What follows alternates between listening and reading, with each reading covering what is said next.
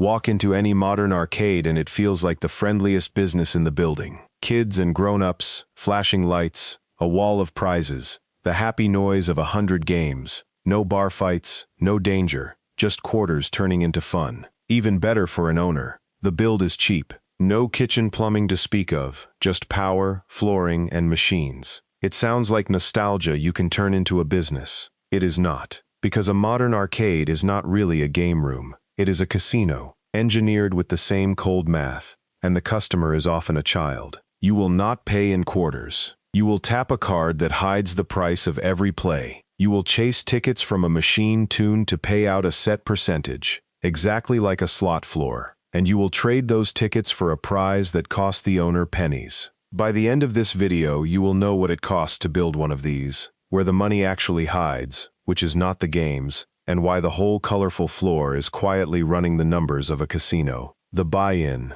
Start with why this looks so easy, because that is the setup for everything. An arcade is one of the cheaper entertainment businesses to open. You are not digging pools or building kitchens. You take a second-hand retail space, add power, flooring and lighting, and fill it with machines. A modest neighborhood arcade runs from tens of thousands of dollars into a few $100,000 for the build, plus the games themselves. Machines are the real capital. A single new one can cost from a few $100s for something simple, to many thousands for a big redemption game, a racing rig, or a claw. A neighborhood arcade might run 20 to 50 machines. A large family entertainment center runs many more. So a serious floor of games can be a few $100,000 on its own. And there is a second way in, which is why arcades pop up so fast. A root operator will place and maintain machines for you, in exchange for a split of the take, often around half. You put in far less cash, you give up margin, and plenty of owners run a mix. Some games they own, some on the root. But look past the machines at the thing that actually runs the place. A card system. Modern arcades ripped out the coin slots and replaced them with tap cards and reload kiosks, and that swap, which looks like mere convenience, is the quiet engine of the whole business.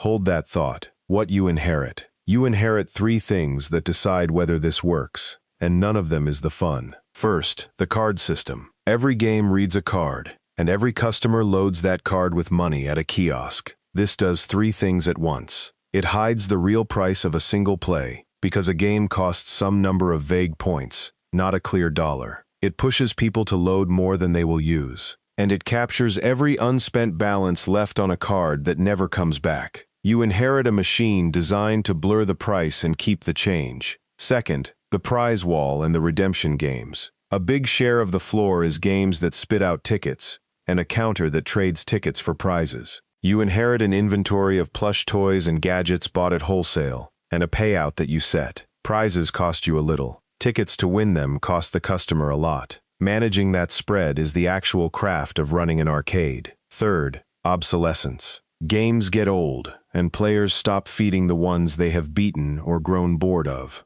A machine that earned well last year can go cold, so you inherit a constant need to rotate, repair, and replace the floor. The equipment is not a one-time purchase, it is a treadmill, and wrapped around all of it, a weekend rhythm. After school, weekends, holidays, rainy days, birthday parties. Lights and rent run every day. Crowds come in bursts. The revenue layers. An arcade has several income streams, and the machines are only the front of it. Layer 1. Gameplay. Every tap of a card to start a game. This is the money everyone sees. Cards loaded and spent across the floor, and it is the steady core of the take. Layer 2. And the quiet one. Breakage. This is the money left on cards that never gets used. A parent loads $25, the family plays $22, and the last $3 sit on a card in a coat pocket forever. Across thousands of cards, that unspent balance becomes pure profit, money collected for fun that was never delivered.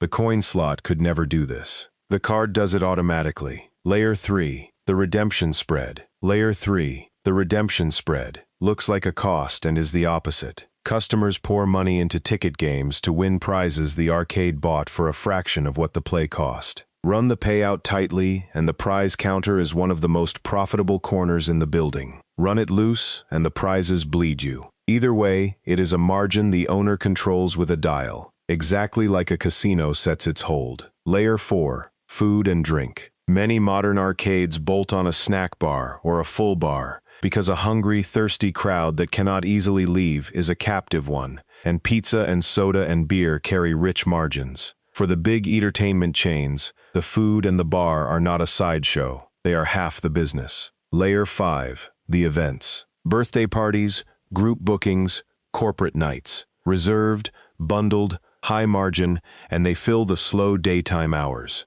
Stack it together, and the picture is clear. The games bring people in. The card, the prize spread, the food, and the parties are where the money actually stays. Listen to that again. Here is the part worth stopping on. A redemption arcade is built on the exact math as a casino. The machines are set to a payout, how many tickets they give back for the money put in. That number is chosen by the operator, and it is always less than what the player spends. That gap between what goes in and what comes back out as cheap prizes is the house edge, the same idea that runs every slot machine in Las Vegas. Listen to that again. A friendly ticket game and a slot machine run the same equation. Money in, a set fraction back in value. The house keeps the rest. Only two differences remain. The arcade pays you in a plush toy instead of coins, and the person feeding it is often a child. And the card makes it smoother than any casino chip. It hides the price of each play. It encourages a bigger load, and it quietly keeps whatever is left. A modern arcade is a beautifully designed machine for turning a vague card balance into cheap prizes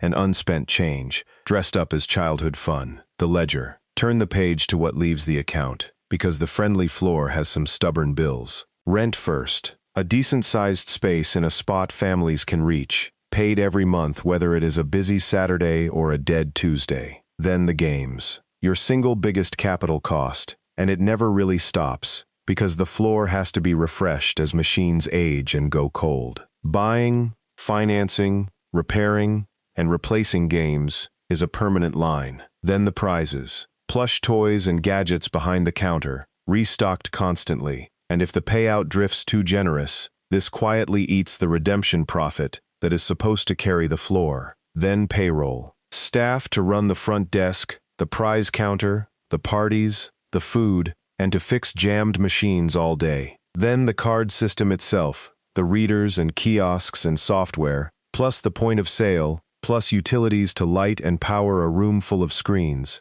plus insurance and marketing, and the invisible cost that defines an arcade. Obsolescence. Games date fast, tastes shift, and the machine that printed money last year can sit dead this year. You are running against the clock of novelty, and staying current is a bill that never stops arriving. The trap. Here is the trap, and it is a shadow that has hung over this business for 40 years. Your entire product can be made obsolete at home. An arcade sells access to games and experiences, but games do not only live in arcades. They live on the console under every television and the phone in every pocket, and those get better and cheaper every single year. Every leap in home gaming is a direct attack on the reason anyone would drive to your building and load a card. This is not a theory. It has already nearly killed this business once, and it hangs over every arcade still. An owner is always running one step ahead of the living room, and the moment the games at home feel good enough, the arcade has to offer something the couch cannot. A prize wall, a giant machine you cannot own,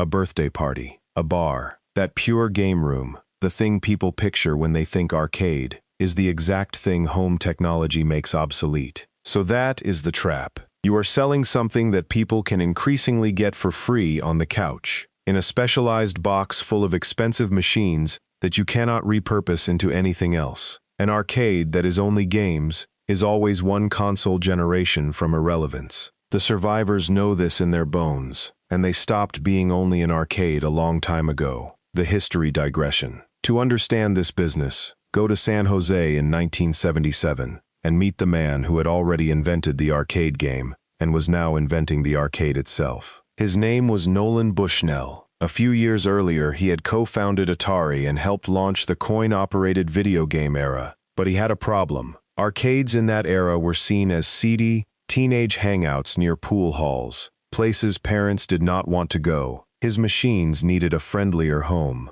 So he built one, a place combining pizza, arcade games, and a cast of animatronic robots led by a giant singing rat, called Chuck E. Cheese's Pizza Time Theater. He picked pizza on purpose because it was cheap, simple, and easy to scale up the instant a birthday party walked in. That whole restaurant was really a friendly delivery system for his arcade machines, wrapped in cartoon fun. Read what he actually did. He invented the arcade game, then realized the game alone was not a stable business, so he wrapped it in food, a show, and a birthday party. He built the first modern entertainment center because he already understood the thing this whole video is about. Games get you in the door, but they are not where the durable money lives. Nearly 50 years later, every survivor in this industry is still running Bushnell's insight, the death spiral. So watch how the arcade nearly died, because it is the clearest warning any owner could study. At the start of the 1980s, arcades were a phenomenon. American arcades doubled in number in a couple of years, and quarters poured into Pac-Man and Space Invaders by the billions.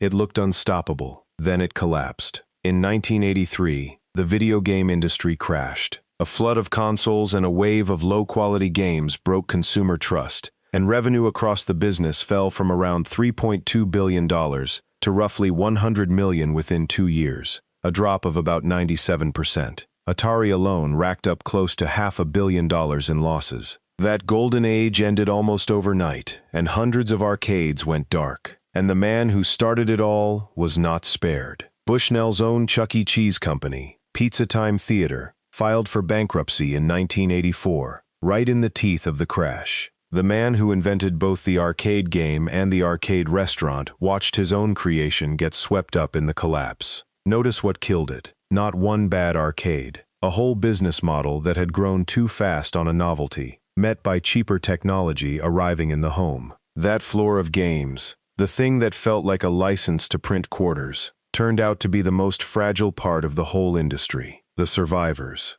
So who survived the crash and every threat since? The winners share a few hard habits. One, and the biggest. They stopped being an arcade. Survivors turned the game room into an entertainment venue, a full restaurant and bar with games attached. So when home consoles pull the pure gamers away, the food, the drink, and the night out keep the doors open. Games are the hook. The kitchen and the bar are the business. 2. They run the card and the prize wall like a casino runs its floor. Tight control of the payout, careful pricing on the card, disciplined prize buying with fast turnover, and constant attention to the spread between what goes in and what goes out. In a well-run arcade, the redemption counter and the breakage are managed to the dollar. 3. They curate the machines with data, not nostalgia. They track which games earn, rotate out the cold ones, and keep the floor fresh, because the moment the mix goes stale, the crowd feels it. They fight obsolescence on purpose, as a routine.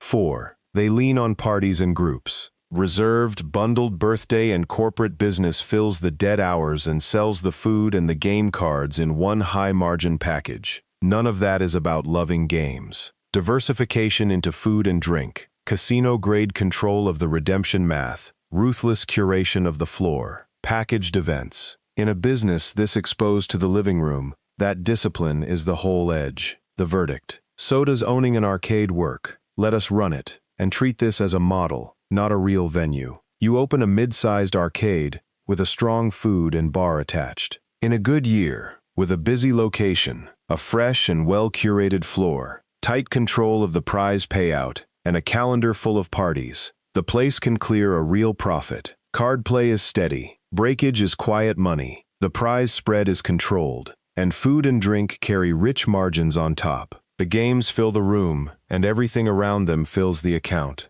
That is the good year. Now the bad one. A new console generation lands and the pure gamers drift back to the couch. Your machines age and go cold faster than you refresh them, so the floor feels stale and the card play softens. A bigger, newer competitor opens nearby and splits the family crowd. Meanwhile, the rent, the payroll, and the constant cost of new games all keep coming. That thin profit turns to a loss, and a room full of aging machines is very hard to convert into anything else. But here is the real verdict. Even in a good year, an arcade is a capital-heavy business, selling something the living room keeps trying to give away for free, defended only by the things a console cannot copy: the prize wall, the bar, the party, and the night out. Operators who win are the ones who understood, like Bushnell did, that the games were never the business. So the honest answer: An arcade can make money in the right hands, in the right location, run with discipline. But it is one of the most exposed assets in leisure, because its core product keeps getting cheaper at home, its machines keep going obsolete, and the only durable profit sits in the food, the parties, and the quiet casino math of the card and the prize wall. The thesis close. So look again at what you really bought. Not the games, not the flashing cabinets or the claw machine or the racing rig. Those are the bait, the reason the family walks in on a rainy afternoon. You bought a card system that blurs every price and keeps the change. You bought a prize wall that runs a house edge on plush toys. You bought a kitchen and a bar to survive the day the games go home. And you bought a floor of expensive machines that the living room is always trying to make worthless. An arcade owner is not really selling games. They are running a small, cheerful casino and hoping the food holds the roof up.